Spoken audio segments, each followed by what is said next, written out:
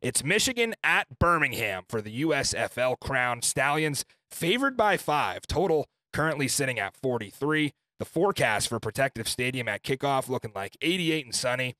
Not a lot of wind, no rain, just football. We're going to start with the coaching matchup here. Skip Holtz, back-to-back USFL champ, and on the other sideline, Mike Nolan, recently named UFL Coach of the Year. What did we think about that? Well, I don't want to take anything away from Coach Nolan. Congratulations to him for the award. They beat a lot of teams I didn't think they would. But the bottom line is they didn't beat Birmingham. And they had 2 opportunities to do so. Getting a third now, to me, that'd be like putting Anthony Becht as Coach of the Year in the XFL last year over Reggie Barlow. You just couldn't do it. And Barlow got the nod that time around. So what's with Skip Holtz not getting it this time around? It's just, to me, Skip Holtz is still the better coach. The Stallions managed to go 2-1 without their defensive coordinator, who left before Week 8's game against Houston. Most teams would have fallen apart for something like that. And Skip Holtz said, we don't have GAs or like a ton of assistant volunteers here, right? We only have a couple of guys on staff. So that's a huge coaching job by Skip Holtz to be able to battle back from Chavis not being there. When you think about the coaching philosophy of Skip Holtz and Mike Nolan, to me, it makes it not a very good matchup for Nolan and Michigan, because Skip Holtz wants to run the ball and stop the run. And that's exactly what Mike Nolan wants to do with Michigan. The problem is Birmingham does it better. They got the number 1 rush defense. They have the number 1 rush offense, and you're not going to beat the Stallions at their own game. They're just too good at it. This is Skip Holtz. He's 30-4 overall in spring football. So it gets you into offensively for Michigan. What do we want to see? Well, frankly, I'd like to see Marcel Belfay, the OC here, dial up some deep shots, get some explosive plays. The first half of the season for the Panthers was the Marcus Sims show. Here's some numbers to back that up.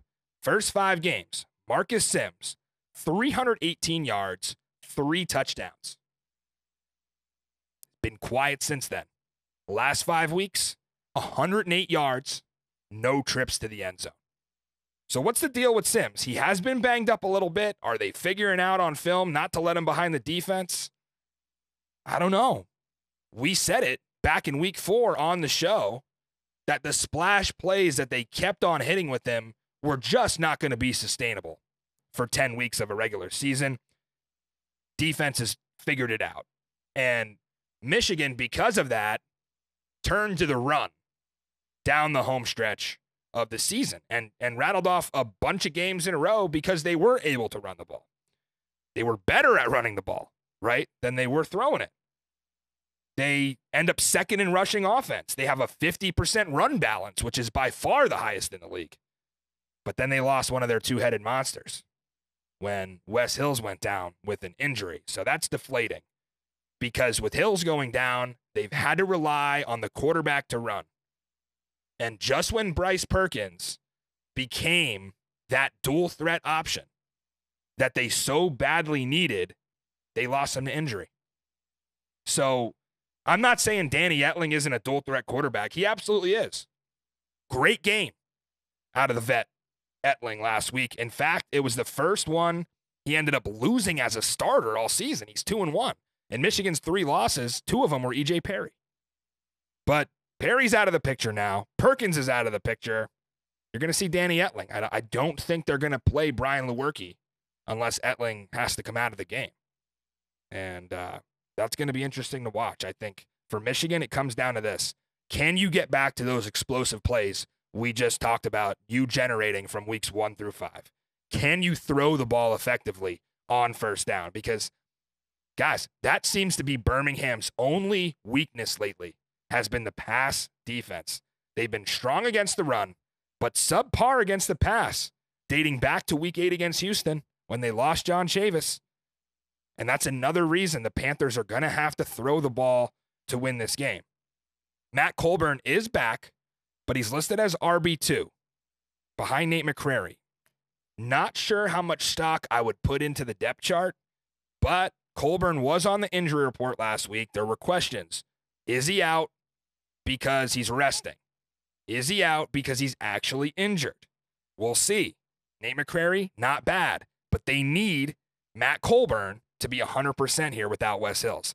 And I said week after week, the minute Bryce Perkins was signed, we talked about on this show that Michigan's has now a potential path to the UFL championship because we thought they'd ease him in, and then by the playoffs, he'd become the starter.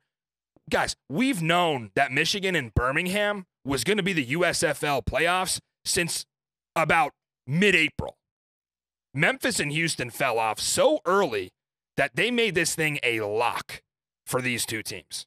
So Michigan lost Perry, added Perkins, now lost Perkins. So it's been really tough for them. And to me, Danny Etling is tasked with a really tough job tomorrow afternoon. He's going to have to face the pass rush, dangerous pass rush. He's going to have to read a defense that now has DeMarcus Gates back at linebacker. And yeah, there's holes in the Birmingham secondary, but can he expose them? You need a big day from Marcus Sims. Need a big day from the secret weapon, Siosi Mariner. Obviously, he had a huge day in Week 10. So when we look at the John Chavis thing, diving even deeper into that, the defensive side of the ball for the Stallions has taken a step back without him. The numbers don't lie. With Chavis, first 7 games of the season, Stallions giving up 233 yards per game. Without him, last 3 weeks, giving up 321 yards a game. A 100-yard difference for this defense. And they had way more sacks when Chavis was in the mix as well. So Michigan's got to come out taking shots. I don't think you're going to establish a run against Birmingham and play the clock here. You got to take shots. I don't even blame Jake Bates for the reason that they lost in Week 10. I blame the sequence of penalties that they had early on in the fourth quarter where 2 touchdowns were called back for holding, and they drove Jake Bates all the way back to like a 45-yard field goal on a 4th and goal. It was legitimately 4th and 45. That's how many penalties they had. If they score there, they win the game in Week 10. And some of those penalties were maybe questionable. Birmingham caught a ton of breaks. The 1-point conversion to go up 2019. Take another look at that one. First, tell me, did he catch it? Second, tell me, was he in the end zone? They're not going to catch those kind of breaks that they caught this week. So they're going to actually have to beat Michigan. When we flip sides of the ball, Birmingham offense, Michigan defense. Bit of a scare for Panther fans when Breland Speaks showed up on the injury report this week. He did not practice yesterday or Wednesday. So you're not holding him out of this one. We did find out he was playing when the depth chart dropped, and it was well documented that he can be a force because he's the defensive player of the year, and the Stallions had a ton of issues protecting Adrian Martinez. 4 first-half sacks for Michigan last week, and to make matters worse, Birmingham left tackle Christian DeLauro out for the year with an injury. They lose him in a scrimmage. I can't stress enough, the players that were lost last week between Bryce Perkins and Christian DeLauro may have been the game-changing impact players that these teams needed to get to the UFL championship. They're not going to have them. So it's checkmate. What are we going to do without our left tackle? You're going to run. He's going to run for his dear life. And I think you're going to see a different player from Adrian Martinez than you saw in Week 10. I think Birmingham will try to get downhill with Ricky Person, with CJ Marable. Utilize the RPOs, get the receivers on quick hitters. You have fast receivers. You have speed on the outside. You got Jay Sternberger. He's always going to get his. Even when they lost to San Antonio and scored 9 points, the dude had 100 yards. So he's going to get his targets. We know the Stallions have had some of their worst offensive showings against Michigan. Even in Week 2, it looked bad. They couldn't score in the red zone. I know Matt Corral was in the mix there, so maybe take it with a grain of salt. Week 10 felt like a scrimmage to me. So I don't trust Michigan's defense here. I really don't. When it comes to Martinez, he's going to rattle off a couple of big first down runs. They're going to cheat up on him, and then he's going to beat you over the top with his arm. In fact, I was a little surprised Michigan secondary, both Nate Brooks and Kai Nakua make all UFL. Nakua, definitely deserving, but that surprised me a little bit with Brooks because Michigan's not a good pass defense. They rank bottom half in the league, and they're the worst pass defense in the playoffs among those teams. So the front seven's where they make their money here. Michigan and I guess San Antonio, really the only two teams to get to Martinez thus far. They're going to have to do that again in the playoffs. I want to bring on the boys here to talk a little bit more about this game and break it down. TPG, let's talk to you first, because we were having a discussion about this game really leading up to this the whole week. And we just talked a lot about offense and defense. There's another element of the game here, right? And you're going to focus a little bit on that when you handicap this game and decide where you're going to go with your bet. You are maybe factoring in special teams a little bit more than usual. So like you said earlier, these teams are identical on paper. They want to run the football. They want to strangle you on defense. So personally, I think this game's going to come down to special teams. And Mike Nolan, he got his coaching career started out as a special teams coordinator with the Denver Broncos. So, and, you know, Michigan's been sound on special teams all year. They had a chance to win the game last week, but, you know, couldn't execute when the time happened. So, but I love Michigan in this spot. Yeah, they haven't had a block kicked yet this year, so yeah, they're pretty sound. They are sound on special teams. When you think about Bates, their punting game has been good. I know Marcus Sims had a big run back against Arlington that ended up putting them in field goal range and giving Bates a chance. Again, TPG, when talking about this one and kind of what I said about Week 10, do you put it on Jake Bates missing the field goal? Or is there something else that you feel Michigan could have done better to maybe squeak out a win in that game? Yeah, it was definitely that drive early in the fourth quarter. They got backed up multiple times. It was 3 or 4 penalties in a row. That definitely killed their momentum. You know, if they get a touchdown there, it's a completely different game. You put Birmingham in a way tougher position. So, but yeah, they had the chance to win it at the end, couldn't execute. But, you know, I think Bates learns from his mistakes. They clean up those errors on special teams, and, you know, that could be the difference this Saturday. You seem pretty confident in Michigan. I'm trying to tap into this confidence and where this is coming from, because I don't think it's coming from a place of maybe Michigan's full body of work. You seem like you saw something you liked last week. Is that the case? Or for you, is this more of this is Michigan's entire body of work leading up to this? Or are you just pleased with what you saw last week? Is there a little recency bias there, maybe? Maybe a little recency bias, but they are definitely one of the hottest teams in the UFL. Have you right bet now. Michigan this year yet? That's what I want to know. I mean, when Zook gave them out -8, I was all over it. We're not going to talk about that one. That was a brutal beat. Okay, so you were on Michigan that day. Yeah. Perkins. Let's talk about Perkins versus Etling. Are you less confident in Michigan with Danny Etling than you would be with Bryce Perkins? Of course not. I think, Perkins, losing him was a big loss for this team. But as you saw last week, Etling's sneaky athletic, right? He broke off that 20-yard touchdown run early in the second quarter. He used to play receiver for the Patriots for a short bit. We learned in an interview with him. And I think he's the best passer on this team. So yeah, I love Danny Etling. He showed me a lot last week, through the air, on the ground. Plus, he was missing 2 of his offensive weapons. Matt Colburn, no Marcus Sims. You get those guys back this week, give him a little bit more to work with, you know. Yeah. And if he doesn't have the pressure of Perkins breathing down his neck, let him play, get a little bit more looser. That's a great point. Yeah, I'm glad you bring that up, because I was going to ask you that. Danny Etling, in the games that he was able to start, 2-0 start to finish. Last weekend, the plan was Bryce Perkins in the second half. They take him out, and they crushed his momentum. Did it feel like that to you, TPG? Because it felt like to me, like they maybe killed his momentum off a little bit. He was rolling in the first half, and they come out with Perkins, and all of a sudden the wind kind of came out of the sails there. No, I completely agree. Obviously, those penalties on that drive at the start of the fourth quarter really hurt him. But, yeah, definitely it hurt his momentum. And, if you want him to stay hot, got to keep him in. Got to keep him rolling. I could tell Zook's waiting to jump in here, because I think this is for us really 3 sides here. You're Michigan, right? You seem really confident in Michigan. I'm sort of in between, right? I think there's a possibility if Michigan gets to the explosive play that they can do it. I still like Birmingham.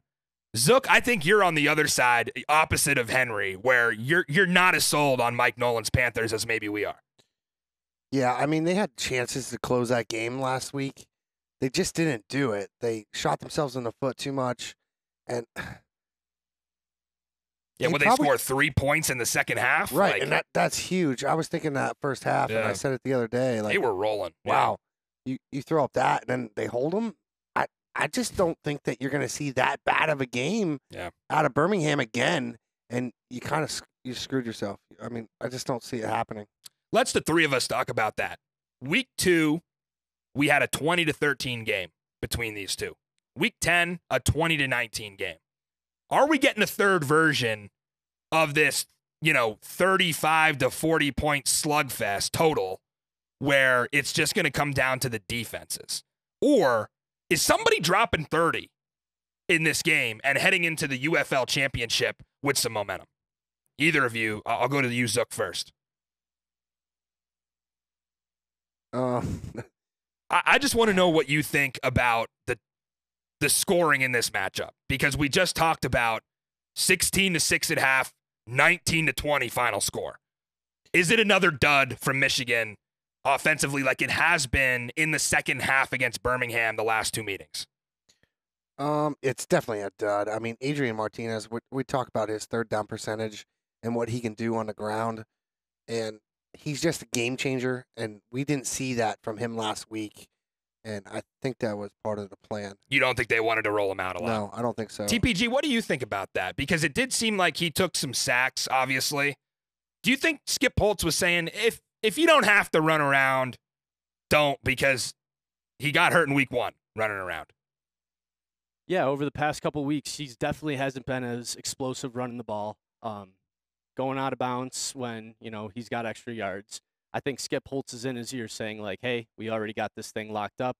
We're playing for what's down the line, right? Let's not sacrifice anything. But I think he's definitely maybe holding a little bit back, and, holding all that back for all these weeks, could bite him in the ass. One last question I'll ask both of you before we get to the pick. Christian DeLaro, starting left tackle for Birmingham. He would be matching up with Breland Speaks, who is an absolute wrecker of offensive lines, 9.5 sacks this season. Now you got a backup left tackle on the blind side. How much does that affect this game plan for Birmingham, TPG, and what does Martinez have to do now without his left tackle? I mean, he's going to have to run. He's going to have to get out of there when he feels pressure. And even last week, Michigan did a great job of getting pressure. So I think it's going to be a long day for Martinez and a long day for that offense. And they're going to have to throw the ball, like you said. Not only is Michigan going to have to throw the ball in this game, I think Birmingham's going to have to air it out a little bit more than they would like to if they want to pull this one out.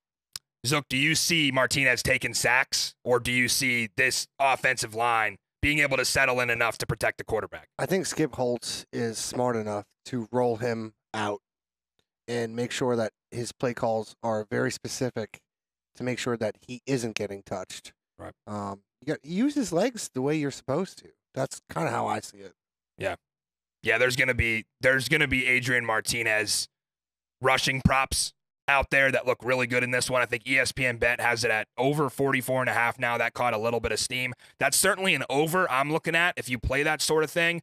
I think Martinez will be on the run, and as we've seen, he is an elite runner. Led the UFL in rushing, automatic first down every time he goes up the middle. However, Michigan held them at bay last week. I think he got to like 40, but he had a couple of sacks on dropbacks as well. Christian DeLaro, man, that's a big loss for them. I'm curious to see if Birmingham being so thin at offensive line will make a difference. Let's get to the picks here, boys. I'm going Birmingham straight up. And listen, betting-wise, I want to strongly caution anybody who's going to lay the points here, including possibly someone in the room with me right now. We say it every single week. This team wins, they don't cover. They're overrated in the betting market. They haven't covered since week 6. I expect a field goal game here, and I'm sort of leaning the over. I think that the last 2 meetings were a little too slow. I think these two teams open it up tomorrow afternoon. 2 run-centric teams that might throw it a little bit more than usual. What do you got, TPG? You're up. So I will say, and this is my whole reason why I'm going with Michigan. Yes, they play great defense. Ooh, the but upset pick. Since the relaunch of the USFL back in 2022, Michigan is 0-4 against the Stallions, and these players want nothing more than to knock off the two-time defending champ. That wasn't Mike Nolan, though, was it? Who No. was the Michigan coach before It Mike was Nolan? Jeff Fisher, year one. Jeff Fisher, Mike okay. Nolan's first year was last season. Interesting. But Mike Nolan last year, got him to the playoffs, got him in this spot, this exact same spot, and they came up short. They lost in an overtime game against Pittsburgh, who ended up losing against the Stallions. So, you know what? I love this team. Second shot in the playoffs. I like for them to get it done. I knew that was coming. All right, Zook. Listen, I really like Michigan, but I can't pick against the Horsies. Can't do it. We're taking the Stallions all day. Hit him with a not so fast, my friend. Not so fast, my friend. Yeah, I mean, this is easy for me. I just don't think that. Easy for you. What? See, I knew Yeah. you were confident. You've been confident Let- ever since we opened this show, week 1, and Zook said, Birmingham is the standard. They're my championship pick. And, Right. I'll give him credit. He hasn't backed down on that through Yeah, all the and I BS we've seen out of them the last couple weeks. He Yeah. still thinks they got one in them. They have the best coach in the league. I don't care. Not according to the UFL. I don't care. I was just about to say that. I don't care who. How the pissed do you UFL. think Skip Holtz is for not getting that award, huh? 9-1. What are you supposed to do? Listen, What this- more can you do? let me just go standard press conference. It's not about self accolades. It's about winning a championship. Blah That's blah right. blah blah. And that's what he's going to say. Yeah. And he should feel that anyway. So Yeah. that's what he wants to back it up.